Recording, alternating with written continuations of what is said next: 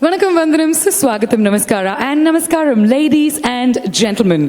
My name is Bhavna Balakrishnan. It is a pleasure and an honor to be your host this morning. I'd like to invite all of you to the day 2 of Shastra University's The New Indian Express ThinkEDU Conclave 2016. We're so pleased because this is our 4th edition and every year we've gotten bigger and better.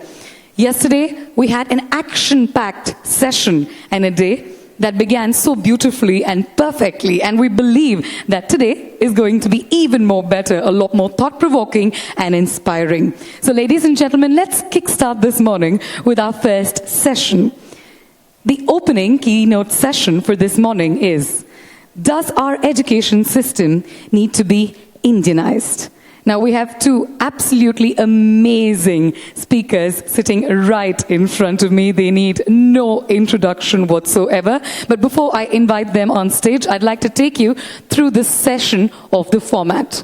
Now, we will have our moderator, our chairperson, speaking first and giving out a few pointers that would last for about 8 to 10 minutes. And then our speakers will address the gatherings with their opinion on the respective topic, post which we will have the last 5 minutes for a quick Q&A session with the audience. Having said that, our first topic for the morning, once again, ladies and gentlemen, is, does our education system need to be Indianized? To speak on this topic, may I welcome onto the center stage Dr. Farooq Abdullah, former Union Minister, with a big round of applause, please. We also have Shri Ram Madhav, National General Secretary, Bharatiya Janata Party, right here with us, who will speak alongside Dr. Farooq Abdullah. And this session will be moderated by Shri Prabhu, Chawla, Editorial Director, The New Indian Express. Ladies and gentlemen, everybody has been waiting to listen to them, and I don't want to stand in between the audience and our respected speakers. So, Mr. Prabhu Chawla, over to you. Good morning, everybody.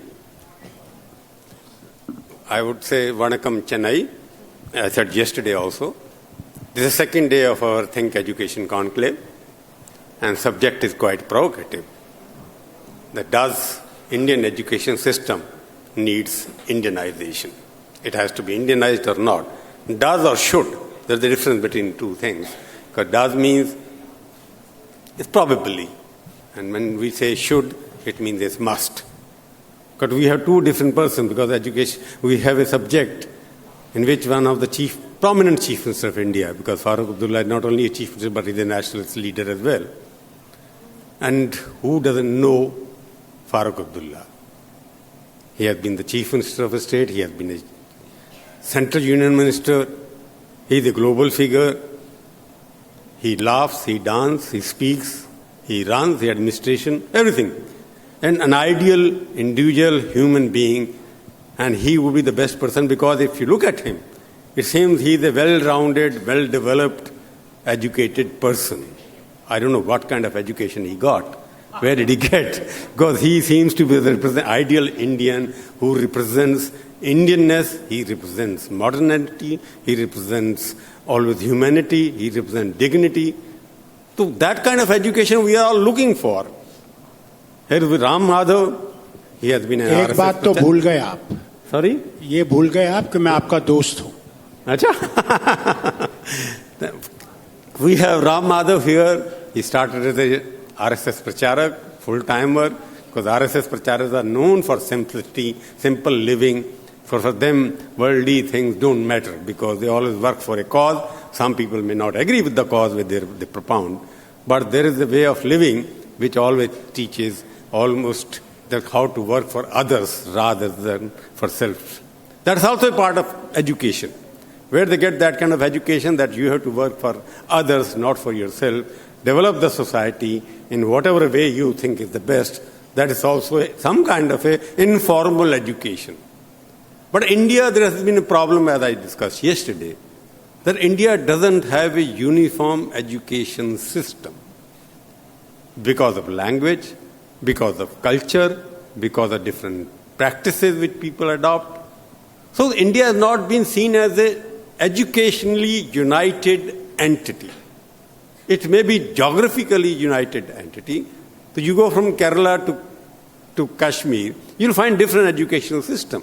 It is because of education, it cannot be because of something else. So there's always some kind of, you can say, people start fighting for language, people start fighting for some kind of how to do idol worshipping or how to do something else. So there are different practices happening. So it's India which is now becoming the superpower. Our Prime Minister has given we will make the India one of the superpowers of the world within the next 10 years or 5 years. Do we need any education system for that or not? Because I don't want to give my opinion, because two people who are sitting on the stage, they have better experience and they have been part of the system where such decisions are taken. So I would first invite Mr. Ram Madhav, because his party and his organization firmly believes that there has been something missing in the Indian education system. Because it's not been producing a proud Indian. Like Americans call themselves, we Americans. Always, you talk to anybody else, they start their introduction, I'm an American first and something else later. But in India, somehow we have not been able to develop that kind of culture that we say, हम तो भारतीय हैं या Indian हैं. कई बार कुछ लोगों को प्रॉब्लम होती है उसके अंदर. They want to be global citizens, but they don't want to be Indian citizens. So what is wrong with that? Because his party believes the time has come that we must change the education system in such a way that everybody becomes Indian first or Bharatiya first. And how it can happen? Can it happen from the childhood or it happens later on? That is the problem it is facing. And their education minister, she was here yesterday, she gave them kind of a very liberal attitude that, we want to change the system, but we don't want to force anything else. So I'll request Mr. Ram Madhav here, he's one of the outstanding speakers, to give his point of view. Then after that, Mr. Farooq Abdullah. Then we'll have some kind of, hopefully, a good not heated in the sense of that you start fighting with each other, heated in the sense that you will argue with each other and we'll ask the questions. Well, Mr. Ram Madhav, over to you.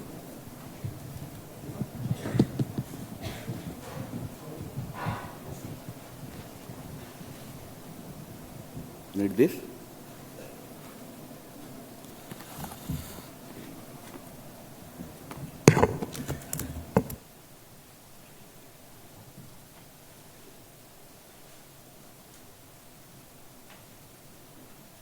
Thank you, Prabhu Chawla ji, and namaskars to Farooq Abdullah sahab.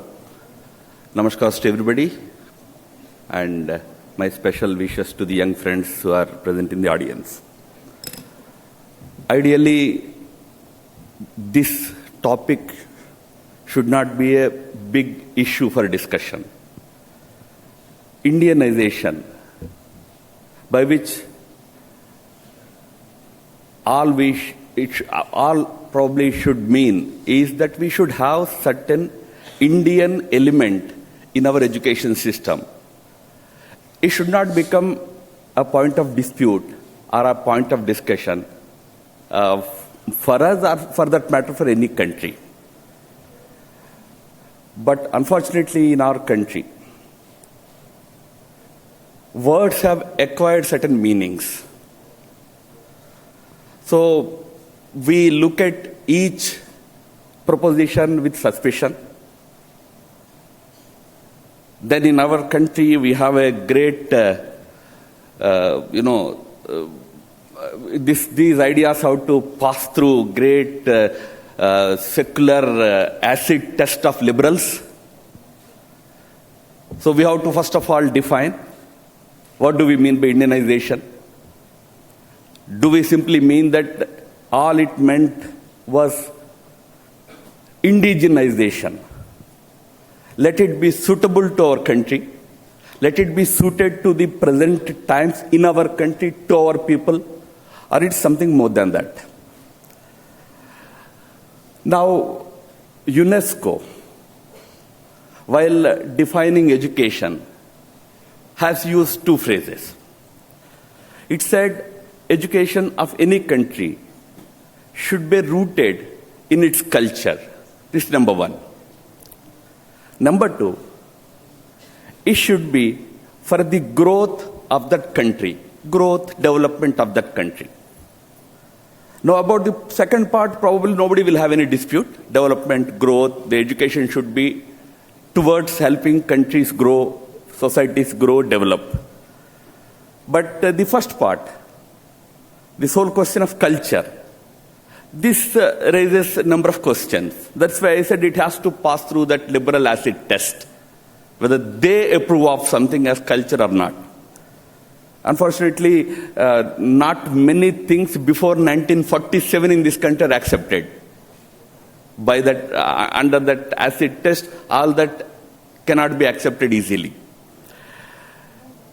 Friends, I represent a thought movement which believes that our entire social system, that includes education system, needs to have a very strong Indian, Bharatiya cultural foundation.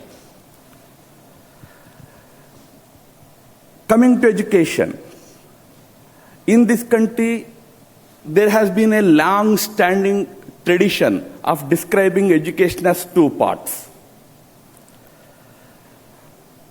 Avidyaya mrityum tirtva vidyaya mrutam ashnute. One part we described as avidya.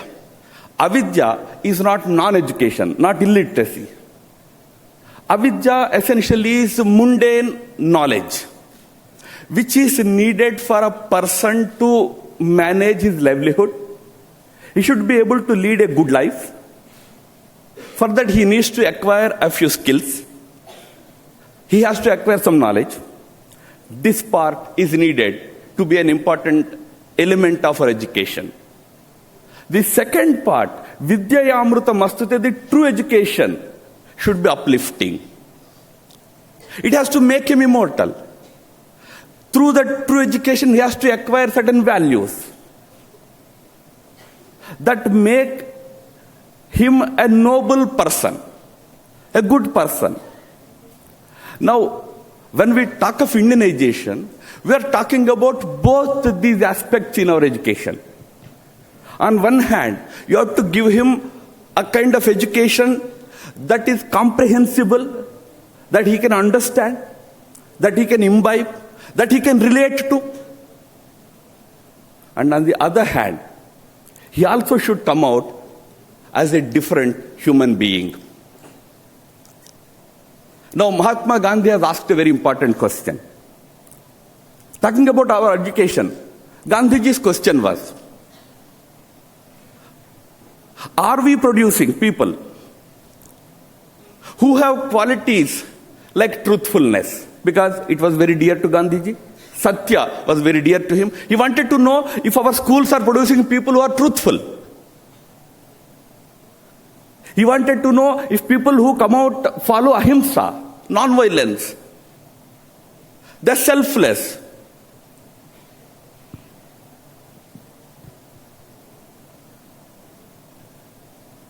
Swami Vivekananda gave a slightly bigger definition. He said education is not just the amount of information that was put into your brains, runs right there undigested until your death.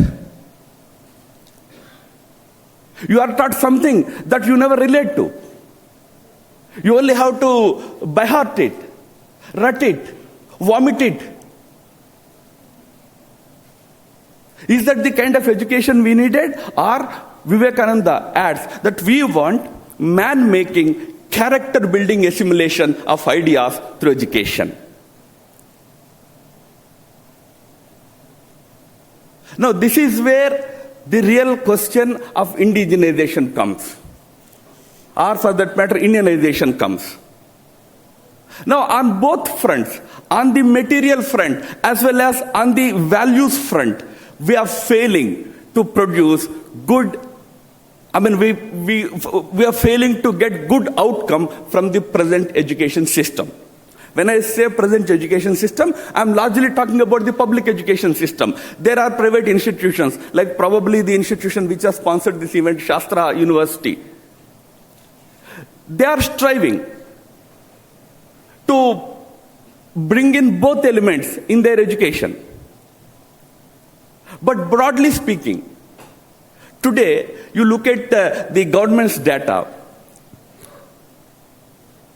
a large number of our children, especially from rural areas, majority of the children in rural areas drop out mostly at the end of grade 10. But you will be surprised to know, among the dropouts, which is very huge in number, it's not small, male dropout is highest by the time a boy reaches grade 10. In rural areas, almost 60% of the children drop out. In case of female child, they drop out at the age, at 6th standard itself. Now, why is it happening? One is, a boy drops out at the age of 10 because by 10th class, he knows about Archimedes' theorem, but he doesn't know how to repair his electrical connection in his house. He taught so many big things about many scientific ideas, mathematical principles, so many things, but he is not taught something that is needed for him in his day-to-day life. Skilling is an important element which is missing. So many of the people, especially from rural background, poverty-stricken people, backward society, sections of our people drop out. And why girls drop out? The story is even more horrible. Girls drop out because our schools do not have proper sanitation facilities for girl child to continue beyond a particular age, 10, 12 years age. We don't even have toilets in our schools. We have not addressed these basic things that are required as part of our education. You need to give good infrastructure for our children to really enjoy education, which we are not doing. There are schools which provide AC buses, which provide AC classrooms, which provide AC playgrounds. I've seen a school which has air-conditioned shuttle badminton court. But we have schools which do not even have toilets. Kothari Commission in its suggestions, one of the suggestions was you have to give more moral and spiritual education. That was one suggestion. But the second suggestion was interesting. They said we have to give more democratization in our schools. What is democratization? Are we making students in the classroom feel that they are all equals? They are all same? Our fee structures, our schools itself, class-based. The result is, by the time you reach university system, this division perpetuates to a level where universities are divided on caste lines, because no real social cohesion is ever taught. No sense of oneness is created. Then over and above that, no skilling happens. So this part of the story, we are failing. And in our entire research, we do not have any Indian reality incorporated into our research. As I said, number one, in humanities, pre-1947 era is entirely questionable. You cannot talk about it. There are two views, whether to teach or not to teach. Even in areas where there is no history dispute, whether it is sciences or it is advanced technology areas, where are we? 60% of our defense equipment is imported. 60%. We do not produce anything. All that scientific research that goes into in our system is to cater to the needs or the companies outside of India. Our research doesn't cater to our country. So on the first part also we are failing badly, but on the second part, the story is horrible. What Gandhiji or what Vivekananda had referred to as making men. When I say men, I'm not saying no women. It's not in that sense. Man making means building a strong character, a person with good character. That's completely absent. So we need to thoroughly update our education system to cater to these both needs. They have to be purely, thoroughly indigenous. Don't worry about our ability to acquire knowledge to influence or impact the world outside. We are very smart people. We can very easily acquire those skills. For example, English. We can easily acquire. From this city, there used to be a person by name Right Honorable Srinivasa Shastri, one of the greatest English scholars of the 20th century. One day he went to London, had a meeting with Winston Churchill. While talking with Churchill, Srinivasa Shastri felt that Churchill's English was grammatically wrong. No, Shastri was a scholar. Scholars seldom fear. They don't have to be politically correct like me. So he told Churchill that, Mr. Churchill, your English is grammatically wrong. Churchill was taken aback. This fellow whom we taught English, we are ruling over these people, he is coming and telling me my English is wrong. Churchill was a statesman. So Churchill said, Mr. Shastri, what we Englishmen speak is English. The grammar just follows. Don't worry too much about it.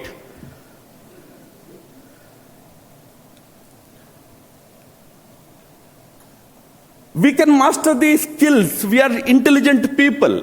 But the problem today is we are mastering English. We are mastering German. But we cannot speak Tamil. We cannot read Tamil.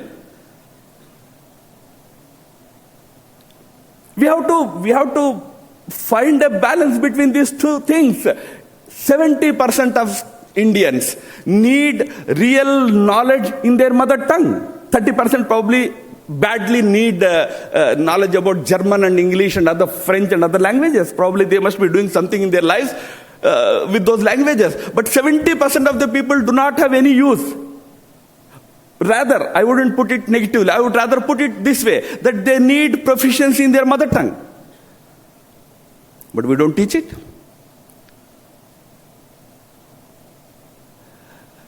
Forget about the other big things. Because on all other questions, you have a secular dilemma. Whether to talk about Bhagavad Gita or not, it's a big secular dilemma. Why not we teach values? When it comes to values, yes, there is always debate in every society. I welcome it. Let us discuss, let us debate thoroughly about what kind of values we have to impart. When Samuel Huntington wrote that book, Who Are We? And he proposed, as late as in 2003, that America needs to have what we are calling as Indianization. Samuel Huntington proposed that America should have something called Americanization. We need to have a pan-American identity. Otherwise, America will fall apart. That was his theory. He was a political theorist, political scientist.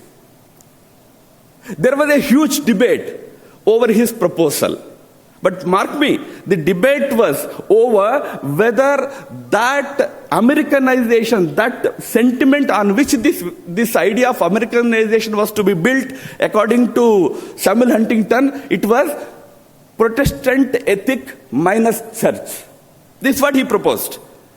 Let America's core identity be Protestant ethic minus church. No institutional religion, but Protestant value system. Let it become the core identity of entire America. Let us try and impart it to every American child. There was debate over it. What about Catholic value? There was debate over it. There can be a debate whether we should teach only Bhagavad Gita or something more. There can be a debate. But remember, there was never any debate over whether to create one American identity at all or not. But here, even that is debated. Whether we need to create one value system in our society. The value system that probably Ambedkar talked about. Ambedkar talked about social cohesion as a value to be imparted to the children. As I said, Gandhiji talked about certain values. Vivekananda talked about man-making, character building. Now even they are disputed. Yoga is practiced all over the world. You cannot teach yoga in our schools here. Because yoga has still not passed the acid test of liberals. This is our problem, friends. I, for one, feel that there should not be any debate over Indianizing our education. It needs to be Indianized. It needs to be made into a system that caters to the last child of our country. You belong to Tamil Nadu. Rajendra Chola's edicts, inscriptions are available.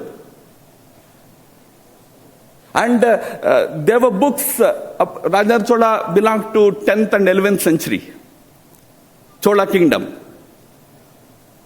There were books about what used to be the education system in India until the advent of the British. Education was universally available.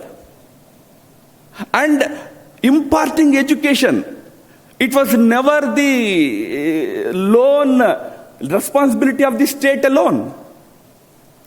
It was primarily the society which used to take up the responsibility of imparting education to the people. Chola's inscriptions say every village under Chola kingdom was mandated to contribute to building schools.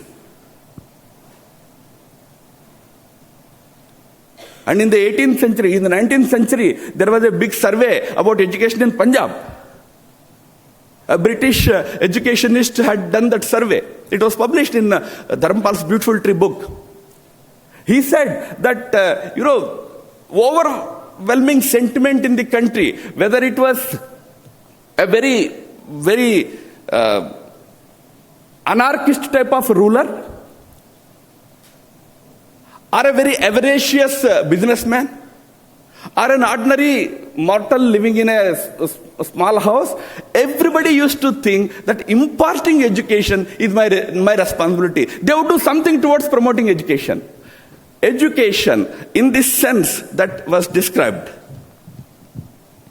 both material as well as value-based education, should be a popular movement. Friends, let me end by one slightly loaded statement.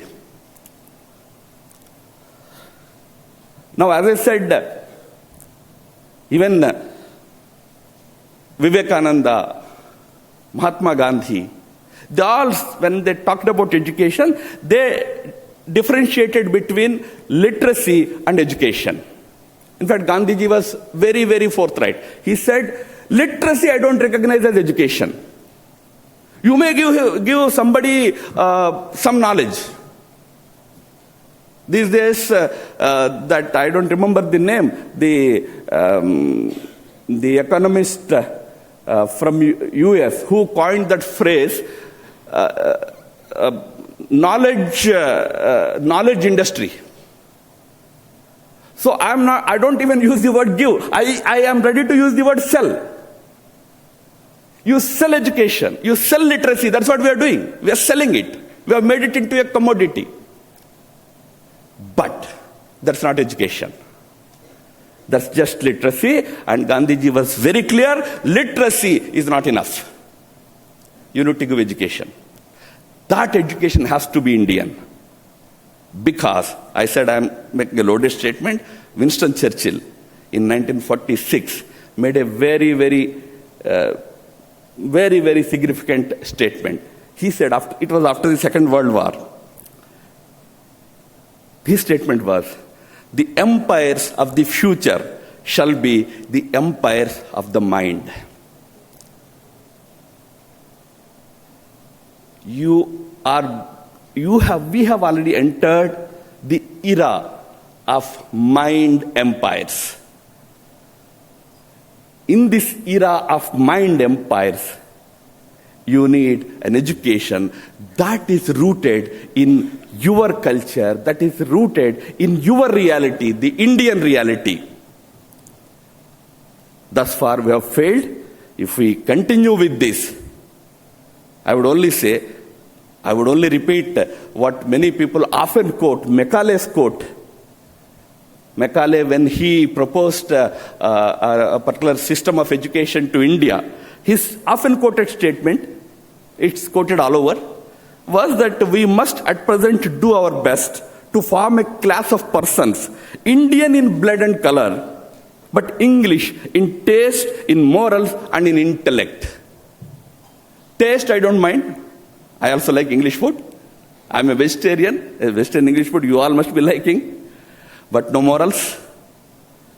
Morals have to be country-specific, society-specific. If we want, let's teach people to eat good English food, but also with good Indian values. Thank you, friends.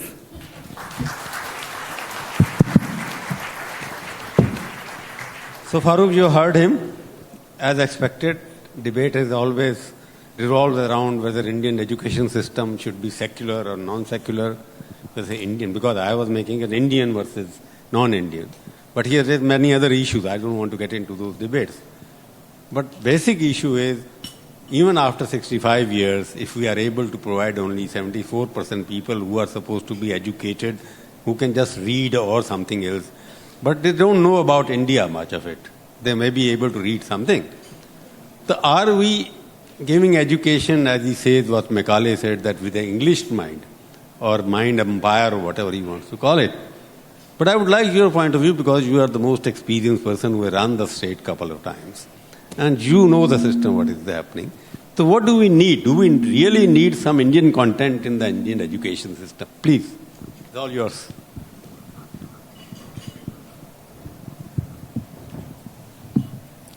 Friends, let me tell you one thing at the outset. This nation is not America. This is India, united in diversity. I come from Kashmir. I can only speak one word of Tamil, Ingawa. And that also, I heard when a film was being shot in Kashmir, and I went to see that shooting years ago. Must be 1950 or 51 or 52. But still, we all belong to this nation.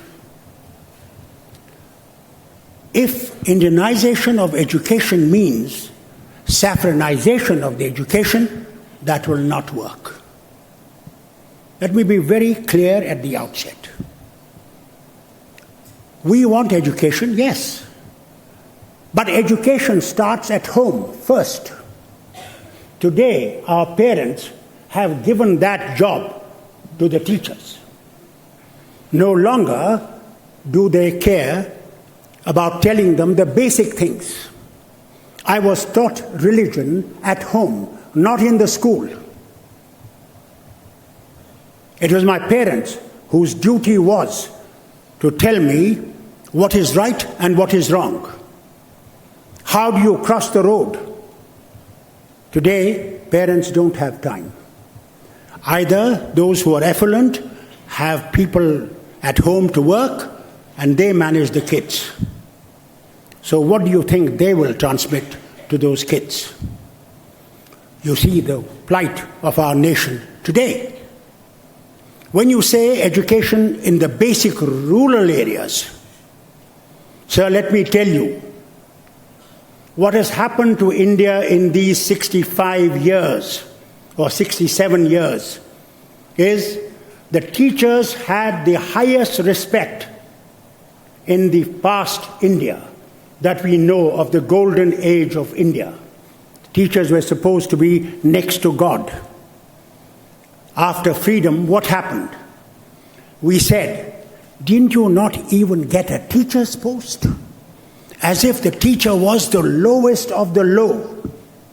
Who made this? The politicians who ruled made that, because they selected teachers in the villages who were either their relations or friends or somebody who knew nothing about education. And that is where our educational system started failing. And we never bothered about it. I'm telling you myself, one day when there was 2000 something in that area when I was chief minister, and I went to an area in Kashmir. There was some earthquake, not 2005, but before that, there was an earthquake. And I went to see the damage of that earthquake. And when I went there, I saw a school, boys' school, high school, with 14 teachers, and a girls' school on the right, with a road going in the middle, with 14 teachers. I said to myself, how stupid we are.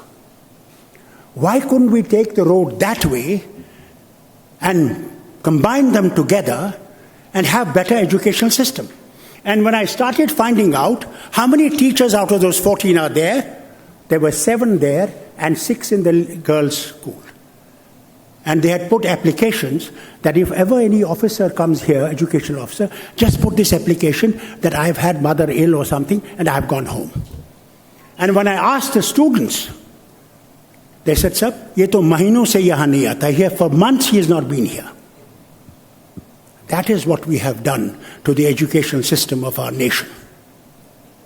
Every language is important in the country. Let us not think that those who are Tamils or those who are Kashmiris or belonging to Madhya Pradesh or any other part of India are not Indians. They are Indians, but they love their language. They love their way of life. We can't change it. How much we might want to change, it is not going to change. So why don't we nurture this, that respect their culture, respect their way of life, and let them live as they want to live? But the tragedy is, and I'm honest about it, those who govern in Delhi ever since independence, and those officers who sit on those chairs, they think they know India. They damn well don't know even their own state, what to speak of India. India is very diverse, very different. Our thinkings are different, but when it comes to the nation, we all stand together. That is what we saw when Sechan War took place, when war with Pakistan took place in Kargil. For the first time in the history of this nation, in every drawing room there was Kargil. And people who had nothing, and when the Prime Minister's call came for donation, they took their, what you call the balis, and put them for the Prime Minister's Relief Fund. That showed that we beat together. How much you might speak Tamil and I might speak Urdu or Kashmiri, we still vibrate together. It is that form of education we must grow. We had decided that up to the 10th class, let them study. And the point where they should then decide whether they want to continue and they are bright enough to continue, or they should be given trainings as good carpenters, good electricians, good in everything that you need in the house. Today, you have modern things, yet you don't have technicians to put them in rightly or mend them rightly. You will find new systems in the bathroom, yet many times you have to call that fellow again and say, why doesn't it work? So you need people who can do these jobs. It is not only education that you do MA, PhD and whatever you may do. Today you find Chaprasi as PhD. Now, what was that use of that waste of that time that he spent in the university to become a chaprasi? My point of view is, if educational system has to be changed, it must look into the requirements of the nation and requirements of the world. Today, one of the biggest things that India should be proud of is the younger generation. It is this young generation and the young India that is spreading all over the world. Let us educate our people what they can do in those countries. Let them learn German, let them learn French, let them learn Spanish, let them learn other languages, so that they are able to develop what is needed in those countries.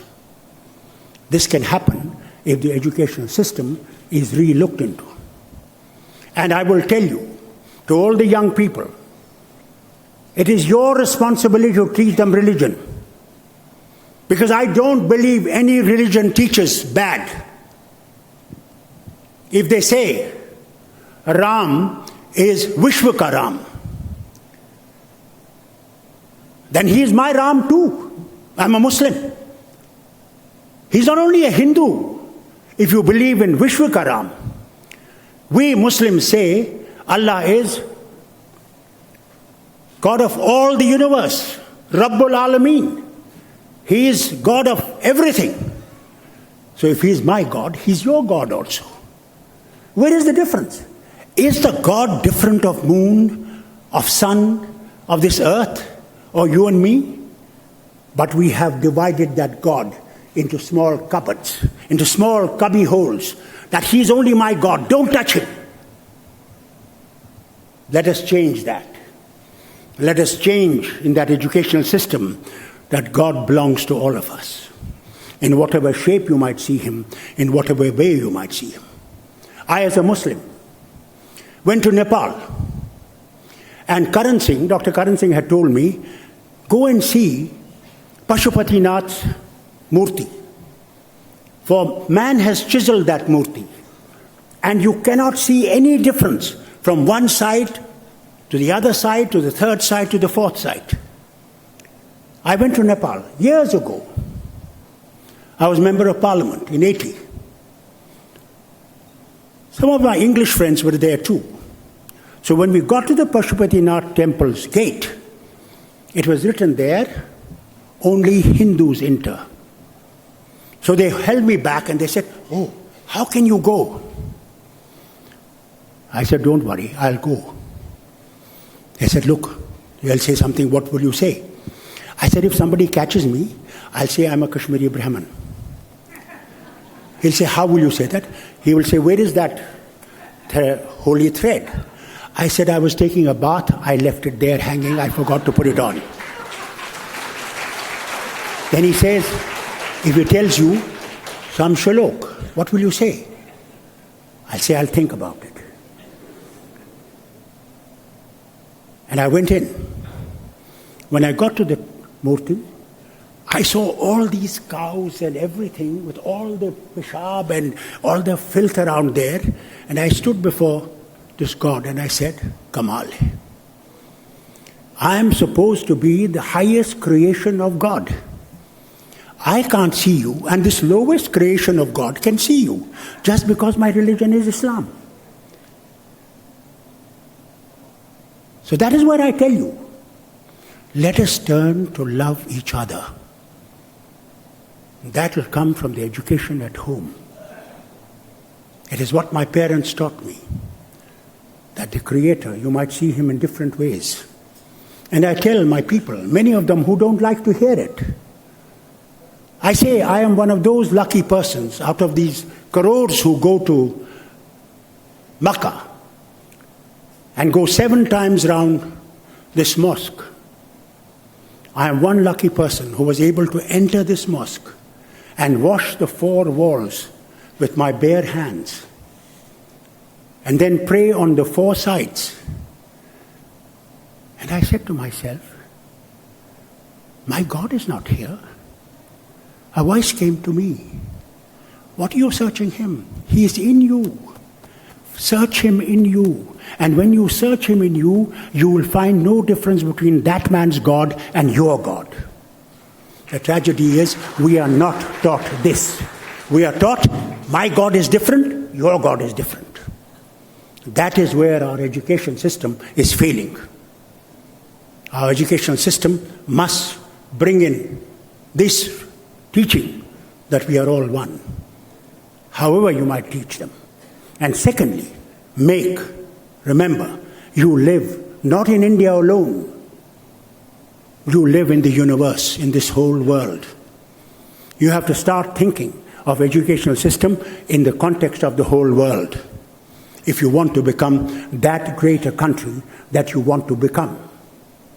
And if you want to become that great country, you have to start learning as to what sort of education are we going to give to our children. Not only 2 and 2 is 4, we now say 2 and 2 is 5. How corrupt are we? You see yourself.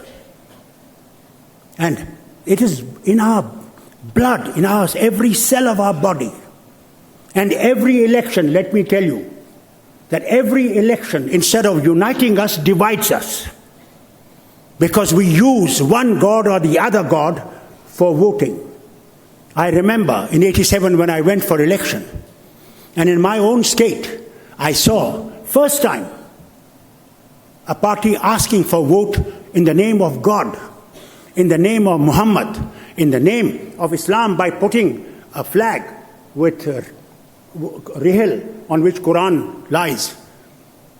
And I said to myself, I came back home, and my mother was alive, and I cried. And I said, Mom, when does a man want to vote for God? God doesn't need vote, I need vote. Why are they asking for God? That is what India has changed into. And we politicians must change that line of thinking if we want to give good governance and good education. And first and foremost thing in education is, do not think that you will universalize this whole education in one system. You have to take into consideration what Tamils think is right, what Kashmiris think is right, what Punjabis think is right, what Biharis think is right, what Bengalis think is right. Because that is the way we can move forward. Otherwise, there is no hope in hell for our future. Our future lies in unity, in diversity. So long as you respect this diversity and you work for the educational system in that diversity, we will become the greatest nation on this earth. Not their master, but their friend. And that is what we must achieve. Friendship for all. Let us hope we get that. God bless our educational system. God bless us for our future. And may our children learn to respect our elders, our teachers. I remember I was Prime Minister's son, and I made a mistake in English. And Dr. Bakaya, who was my teacher, gave me such a slap that I can't tell you. My face turned this way. And my father was sitting in the garden. And I thought, my teacher ne to ek hi thappad mara, my father will kill me. So quietly I cycled home and put my face this side. My father shouted out to me and said, Farooq, come here, have tea with me. Maine kaha mar gaya. So I walked like this, not showing him my face. He said, why are you walking like this? I said, Dad, I made a mistake. And the teacher slapped me. He called his secretary, Raina, and he said, Raina sahab, chithi likho, write a letter to the headmaster, and congratulated him and said, I am very happy you did not think of my son being Prime Minister's son, but you taught him a lesson. If today a teacher beats somebody, he'll be in jail. That is the tragedy of our educational system. I used to go to the school, and if you hadn't cut your nails, they would put pencils here and crush them like this. Or your uniform wasn't right, out. आज जरा देखो मैं कौन कर सकता है वो teacher ही बाहर होगा. That is what we have to change in educational system. Respect teachers, respect elders, respect this nation. If you do that, there is nothing that will stop from making this a big country and a small country. God bless.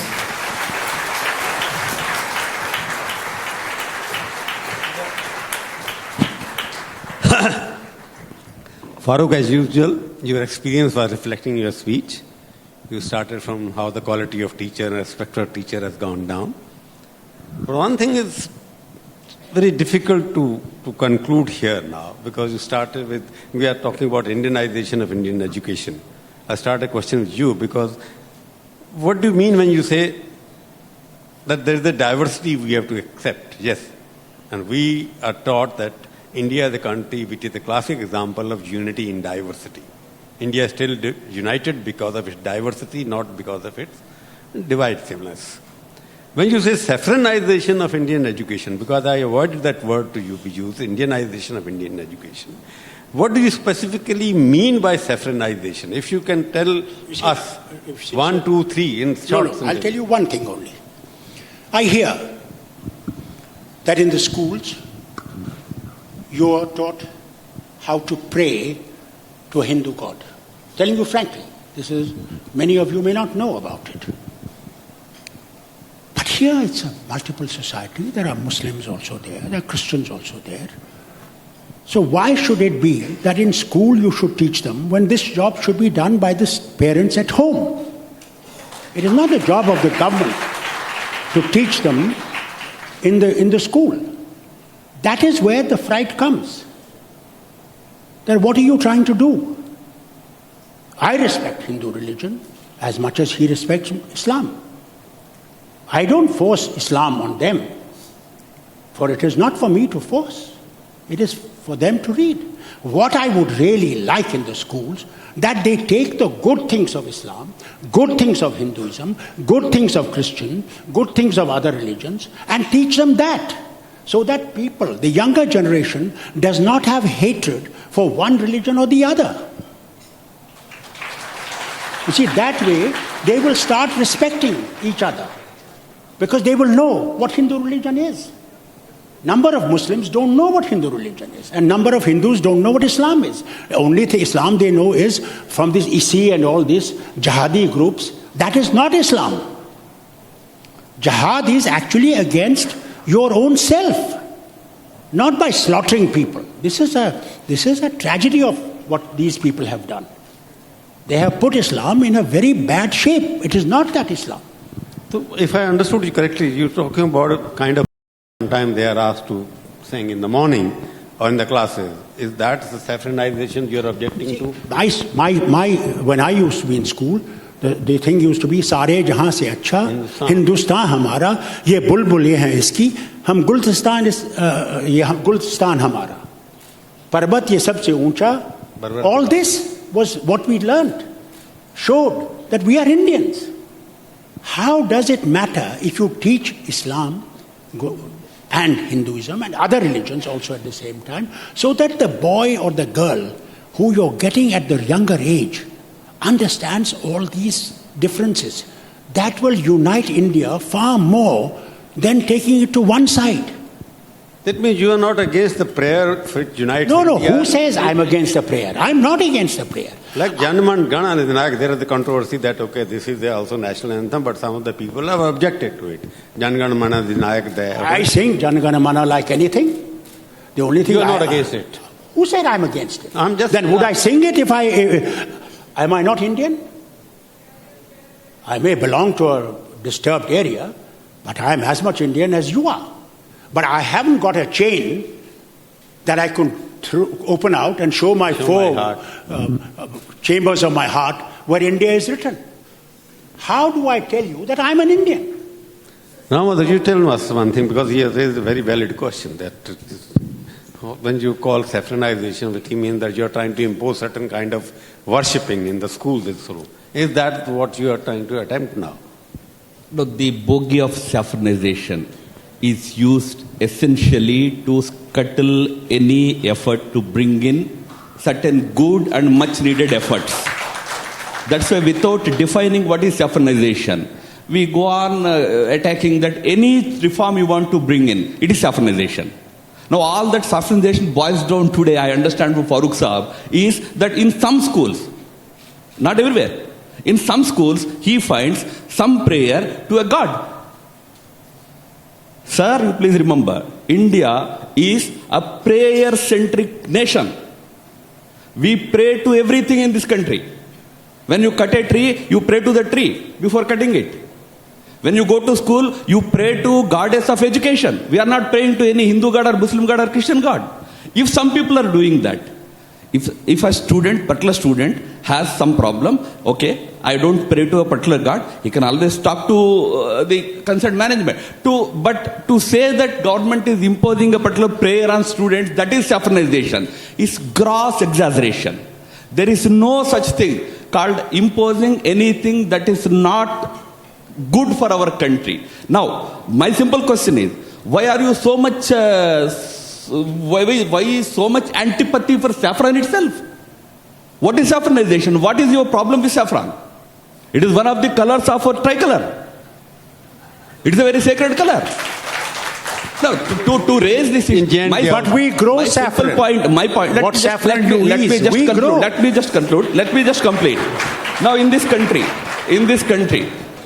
people have objection to national anthem. Prabhu Sahab has raised. Matters went to Supreme Court. It's against our religion. National anthem should not be sung. Should we give up our national anthem? But he has not opposed that. No, he has not opposed. Those people are stupid. No, I am not. So don't talk about those stupid people who do such things. The point I raised. So it's not that in this country, what is needed is good. As I said, your end product, you and I agree. End product from a school, from an institution, should come out with an egalitarian mindset. Who loves everybody, that's you want. But he should love everybody. He should be non-violent. He should not come out with this jihadi spirit, as you rightly said. Now, these values are what I am talking about, Indianization. Now, you bring in the saffronization. This is saffronization, my friends. We want to bring about this change, and this is saffronization. We want to bring out students with values like truthfulness, non-violence, no jihadi nonsense, egalitarianism, treating everybody with equal respect to all religions, not to claim that my religion is true and others are false. These are the values with which students should come out. Teaching these values is what is Indianization, and teaching these values is what is saffronization. But the question which Farooq Sahab has raised is rightly raised, because why can't we teach all religions in our school, whether Islam, Sikhism or Hinduism? Are you against this concept of No, precisely. What Mr. Rajput, as Secretary HRD during Vajpayee's regime, what he proposed was precisely this, as part of certain reforms. Let us teach the good aspects of different religions as part of our curriculum.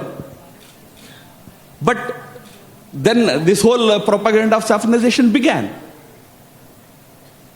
And that's why I'm saying saffronization is a bogey that uses to protect certain vested interests, not allow our needed reform in our education system. I don't think we oppose Vajpayee's that idea. Never.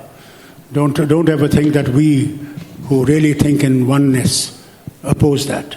We do want to have all religions being taught in the schools so that the boy or the girl comes out as a true nationalist. Because that is what will protect this nation. Let us not get rid of that diversity which exists here. Otherwise we'll have far more problems than we can settle.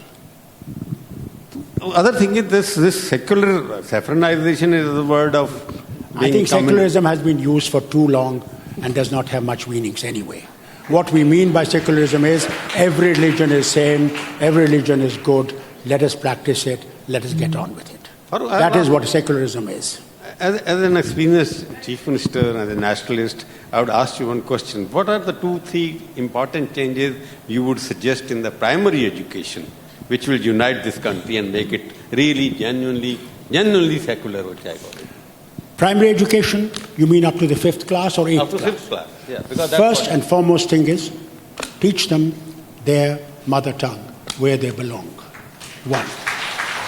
2, teach them the values of life by telling them all the good things about religions.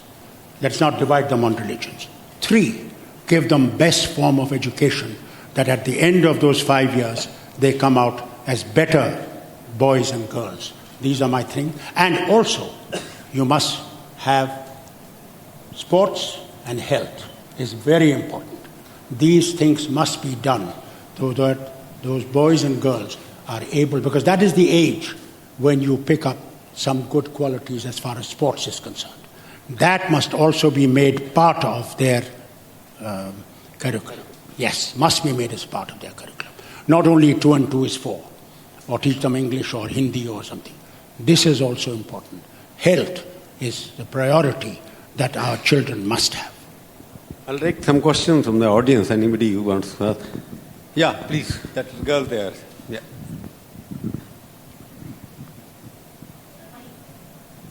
You introduce yourself and whom you are asking question just. Who you are and what you want to ask and whom. Dr. Abdullah or Madhav. And it should be short question.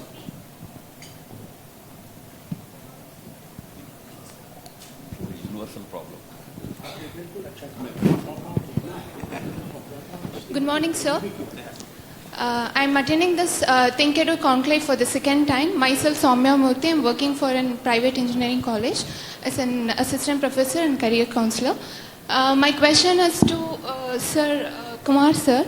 Actually, the thing is like you're talking about the saffronization. It doesn't have any clear meaning. Like both the saffronization or bringing the colors to the religion or the politicalization of the words is simply offensive. When we are talking about the Indianization, we have to teach about our democracy and good values. So, being an head of a think tank, what is your suggestion you're bringing in for the education system to bring our country on the lines of Indianization? As I said in my initial remarks, 4 components have to be there in our basic education up to grade 10. Firstly, physical, as Farooq Sahab rightly pointed out, a physical component. Second is mental component, where student comprehends what he is learning, he relates to what he is learning. That kind of education we have to impart. Third is an intellectual component, where you have your creativity nurtured in your system. It's not killed, it's not objected, it's nurtured. And fourth most important component is the values component. You have to impart certain core values.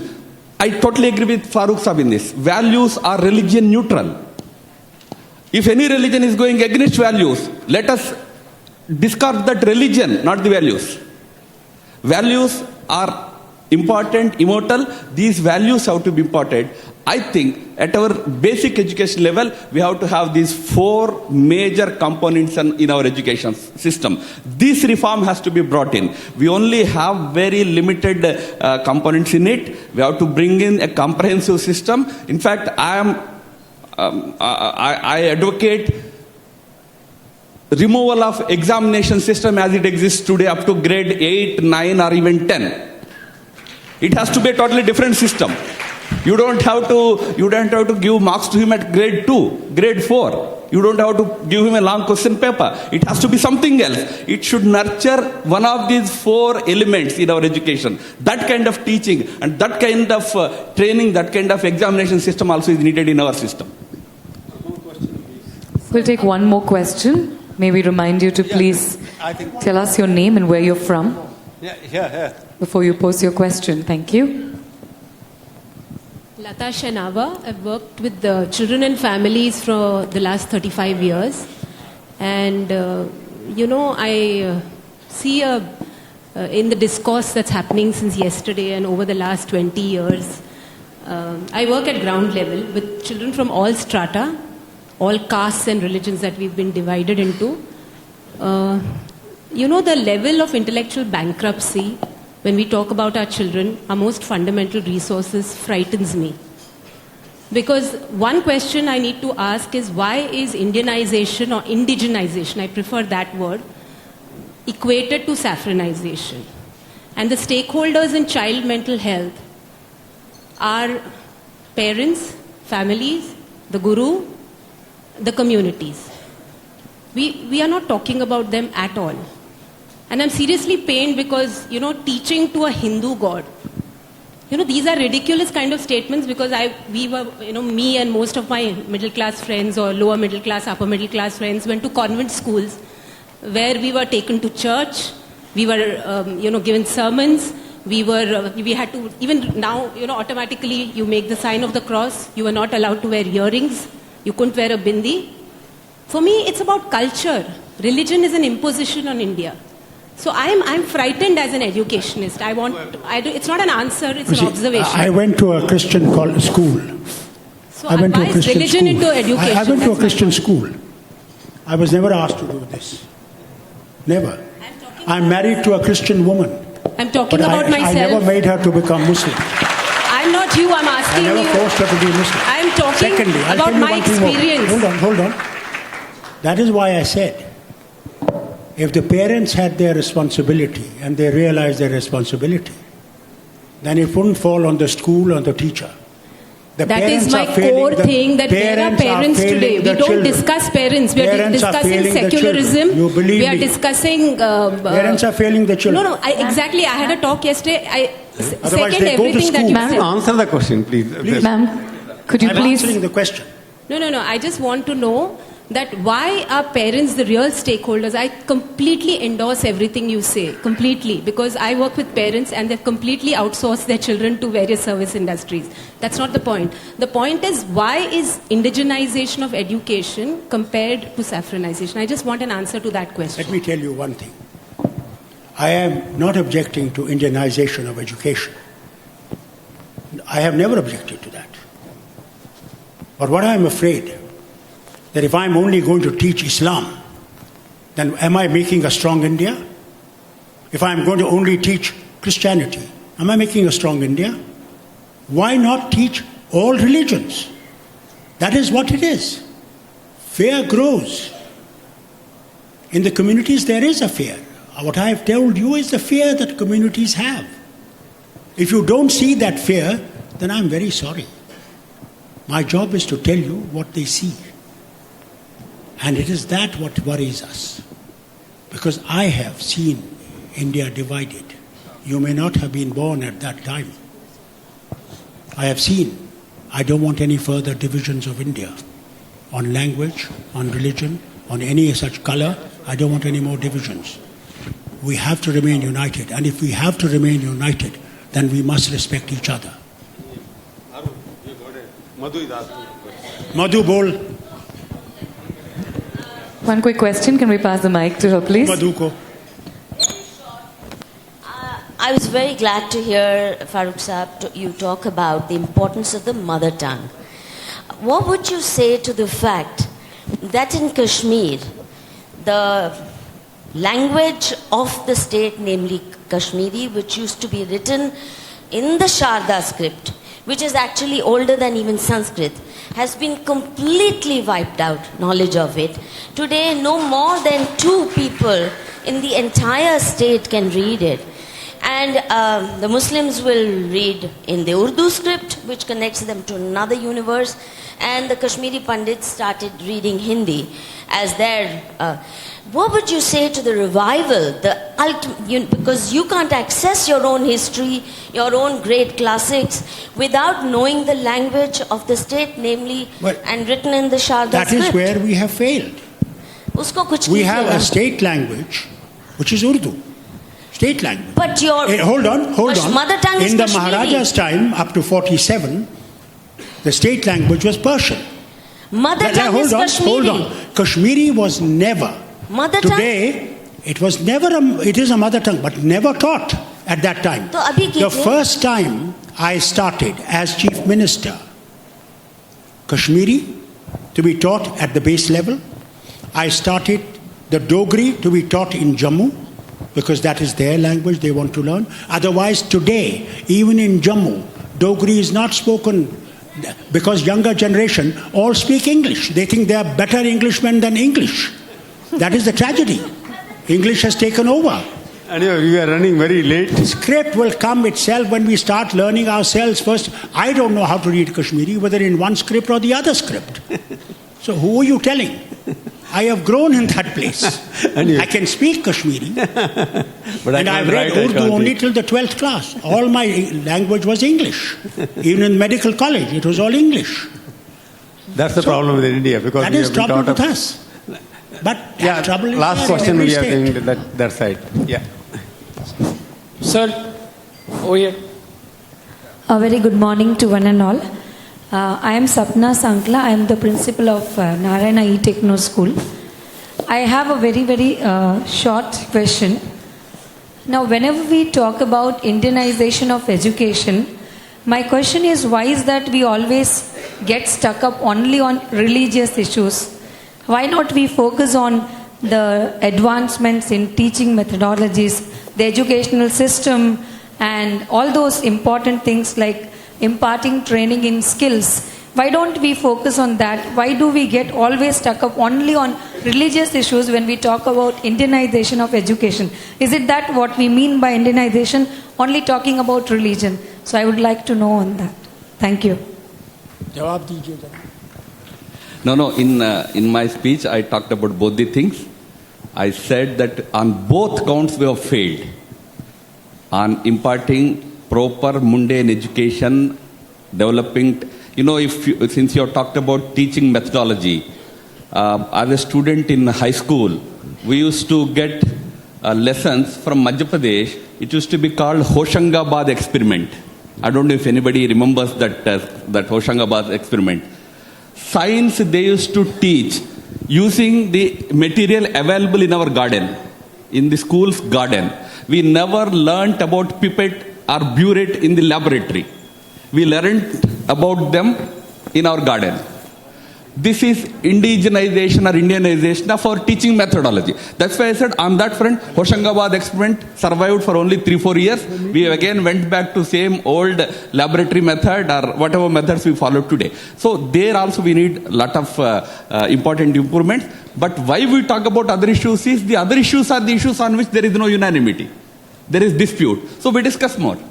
I think that we have to conclude because it's a very interesting session and we can debate if Indianization means what you want to upgrade the education system or not. But basically we must know about India as well. There are many things, as he pointed out, there are many things which are happening in India which could be inculcated into our education system which can make it better. And he also made a very good suggestion that we should teach our religion. Obviously, because debate is always saffronization, communalization, therefore we decided, okay, let us make it a focused discussion. So anyway, it was a very interesting debate. Thank you very much, Dr. Saab, and thank you, Ram Madhav, for coming here. We will call them again.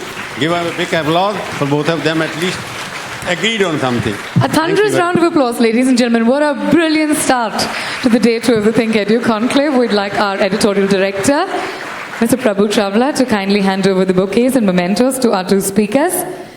Dr. Farooq Abdullah, a huge round of applause for him, a man who spoke straight from his heart and so passionately, with a very strong viewpoint that India is united by diversity. And we'd also like to present a bouquet and a memento to Shri Ram Madhav ji. May I call for one student, a girl, if you could come to the stage. One student, could you come to the stage, please? Come to the stage. One student. Come. Come. No dancing. Come.